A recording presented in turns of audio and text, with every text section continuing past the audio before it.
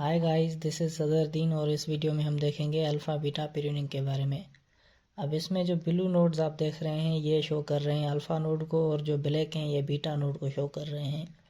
अब कुछ जनरल बातें हैं जो मैं आपको बताऊंगा। अल्फ़ा जो है वो हमेशा ग्रेटर वैल्यू को सपोर्ट करता है और बीटा स्मॉलर वैल्यू को सपोर्ट करता है। और प्रूनिंग की कंडीशन होती है beta is less than or equal to alpha.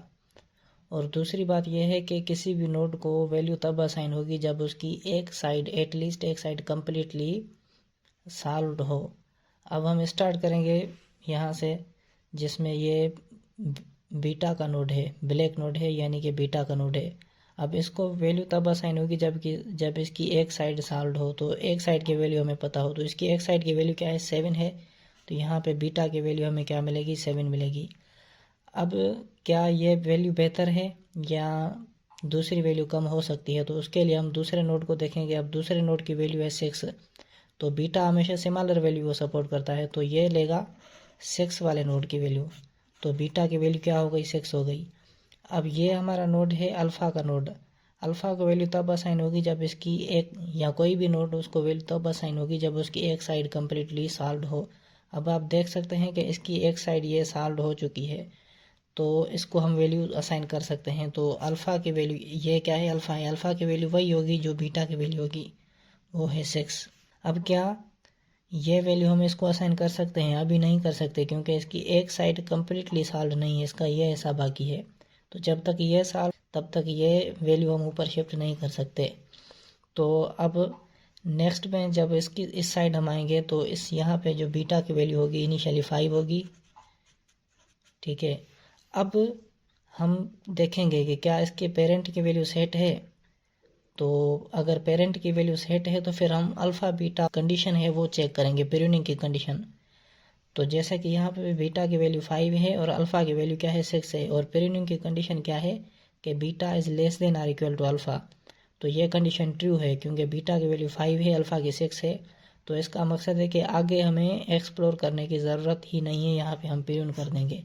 अब लॉजिकली अगर यहीं पे देखा जाए तो ये कंडीशन लॉजिकली भी ट्रू है। कैसे, जैसे अगर सपोज करो यहाँ पे कोई भी वैल्यू होती तो बीटा सपोर्ट किसको करता, स्मॉलर को, और स्मॉलर वैल्यू यानी कि 5 से कम ही होगी। तो अल्फ़ा को क्या चाहिए, जितनी ग्रेटेस्ट वैल्यू हो सके। तो यहाँ पे 5 है, 5 से या तो कम आएगी तो अल्फ़ा तो उसको सपोर्ट नहीं करेगा। इसके यही वजह है कि हम आगे देख ही नहीं रहे, चाहे वैल्यू गिवन हो या नहीं हो, हम आगे नहीं देखेंगे, यहाँ पे प्रून कर देंगे, ठीक है। तो अब ये पूरी साइड कम्प्लीटली सॉल्व हो चुकी है। इन दोनों में से ग्रेटर वैल्यू हमें ये 6 मिली है, ये अल्फ़ा का वैल्यू मिल गई। जैसे कि ये सॉल्व हो चुकी है तो अब ये वैल्यू ऊपर शिफ्ट हो सकती है। अब ब्लैक है तो बीटा इक्वल टू 6 वैल्यू हो जाएगी। अब क्या ये वैल्यू मैं इसको असाइन कर सकता हूँ, अभी नहीं कर सकता, क्योंकि इसकी ये साइड अभी रहती है। तो इस साइड में मैं आऊँगा तो यहाँ पे बीटा की वैल्यू इनिशियली होगी 14। अब यहाँ पे मैं ये देखूंगा कि क्या इसके पेरेंट की वैल्यू सेट है, अभी तक सेट नहीं है, इसको वैल्यू नहीं मिली, क्योंकि इसको तब मिलेगी जब इसकी ये एक साइड कंप्लीट सॉल्व हो जाए। तो अब क्या ये वैल्यू बेहतर है या इससे कम हो सकती है, तो उसके लिए हमें दूसरे नोड को देखना होगा। दूसरा नोड है यहाँ पे 10। तो बीटा सिमिलर वैल्यू को सपोर्ट करेगा, तो ये 10 लेगा। अब यहाँ से बीटा की वैल्यू क्या हो गई, 10। इसकी इस नोड की जो एक कंप्लीट साइड सॉल्व हो गई, तो अब ये वैल्यू हम ऊपर शिफ्ट कर सकते हैं। तो यहाँ पे अल्फ़ा की वैल्यू क्या हो जाएगी, 10 हो जाएगी। अब क्या इस नोड का जो ये पेरेंट नोड है उसकी वैल्यू सेट है, बिल्कुल सेट है। आप देख सकते हैं यहाँ पे अल्फ़ा की वैल्यू 10 है, बीटा की वैल्यू 6 है। अब यहाँ पे हम कंडीशन चेक करेंगे, beta is less than or equal to alpha, ये कंडीशन ट्रू है। बीटा की 6 है, अल्फ़ा की वैल्यू 10 है, तो कंडीशन ट्रू है। तो ये जो इसके बाकी रिमेनिंग नोड्स होंगे वो प्रून हो जाएंगे, यानी कि उसको एक्सप्लोर करने की कोई ज़रूरत नहीं है। अब आप देख सकते हैं कि ये जो नोड है इसकी एक कंप्लीट साइड जो है वो सॉल्व हो चुकी है। तो अब इनको मैं वैल्यू असाइन कर सकता हूँ, क्योंकि बीटा जो लेगा वो वैल्यू सिमिलर लेगा। यहाँ पे अल्फ़ा की वैल्यू 6 है, यहाँ पे अल्फ़ा की वैल्यू 10 है, तो बीटा 6 लिए, बीटा ने वैल्यू 6 ली।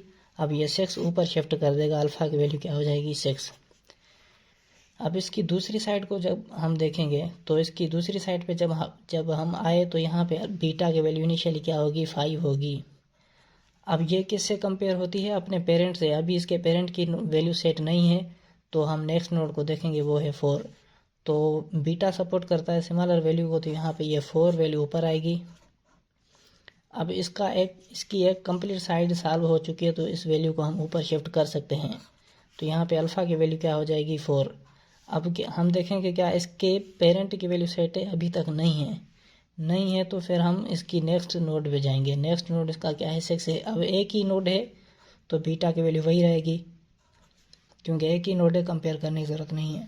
अब हम देखेंगे कि बीटा के पेरेंट की नोड सेट है, पेरेंट के नोड की वैल्यू सेट है, तो बिल्कुल है। यहाँ पे अल्फ़ा 4 है, बीटा 6 है, तो कंडीशन ट्रू नहीं है। कंडीशन क्या होती है कि beta is less than or equal to alpha. यहाँ पे ये कंडीशन फॉल्स है। तो और भी वैसे भी हमें प्रूव करने की ज़रूरत ही नहीं है, क्योंकि आगे नोड्स हैं नहीं, बट फिर भी हमें अल्फ़ा की वैल्यू क्या लेनी है, इन दोनों में से ग्रेटर। तो ग्रेटर वैल्यू क्या है 6 है, तो यहाँ पे हमें अल्फ़ा की वैल्यू क्या मिली 6। अब इस 6, क्योंकि इसकी ये एक कंप्लीट साइड सॉल्व हो चुकी है, तो इसको हम ऊपर शिफ्ट कर सकते हैं। यहाँ पे वैल्यू क्या आ जाएगी, बीटा इक्वल टू 6। ठीक है। अब आगे जाने से पहले हम इसके पेरेंट नोड को देखेंगे कि क्या इसके पेरेंट नोड की वैल्यू जो है वो सेट है। जी यहाँ पे सेट है, यहाँ पे अल्फ़ा की वैल्यू 6 है और बीटा की वैल्यू भी 6 है। और कंडीशन क्या है कि beta is less than or equal to alpha. ये कंडीशन ट्रू है, क्योंकि बीटा इक्वल है तो यहाँ पे आगे देखने की ज़रूरत नहीं है, इसको हम प्रूव कर देंगे। तो ओवरऑल हमें जो वैल्यू मिली है, क्योंकि हमें यही वैल्यू इसकी वैल्यू चाहिए थी, तो इसकी वैल्यू हमें अल्फ़ा इक्वल टू 6 मिली है। ये हमारा आंसर है।